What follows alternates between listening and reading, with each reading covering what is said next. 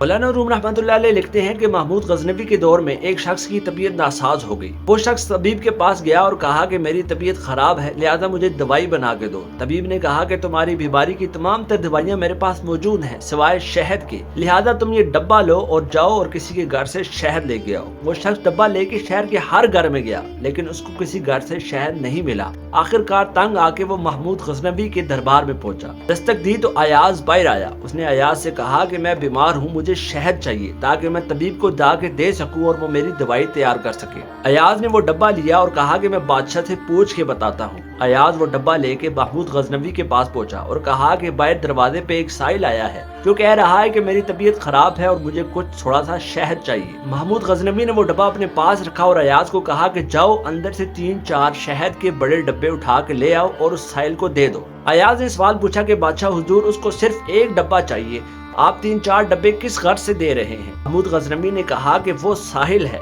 फकीर है, मजदूर है, उसने अपनी हैसियत के मुताबिक हमसे मांगा है, लेकिन हम उसको अपनी हैसियत के मुताबिक देंगे। मौलाना रूम रहमतुल्लाह अलैह इस हकायत को जिक्र करने के बाद कहते हैं कि हमें चाहिए कि हम अल्लाह रब्बुल इज्जत से अपनी हैसियत के मुताबिक मांगे। वो खालिक़े कायनात है, मालिकुल कुल है, वो अपनी हैसियत के मुताबिक हमें नवाजेगा। सिर्फ हमें उससे मांगने की जरूरत है। हमें चाहिए कि हम अपनी परेशानियों को रब्बे करीम के सामने रखें और उस पर तवक्कुल करते हुए उससे दुआ करें। वो खालिक़े कुल हमारी तमाम तर परेशानियों को खत्म करने वाला है। अल्लाह रब्बुल इज्जत से दुआ है कि खालिक़े कायनात हमें अपनी जात पे तवक्कुल करने की तौफीक अता फरमाए। आमीन। जज़ाकल्लाह।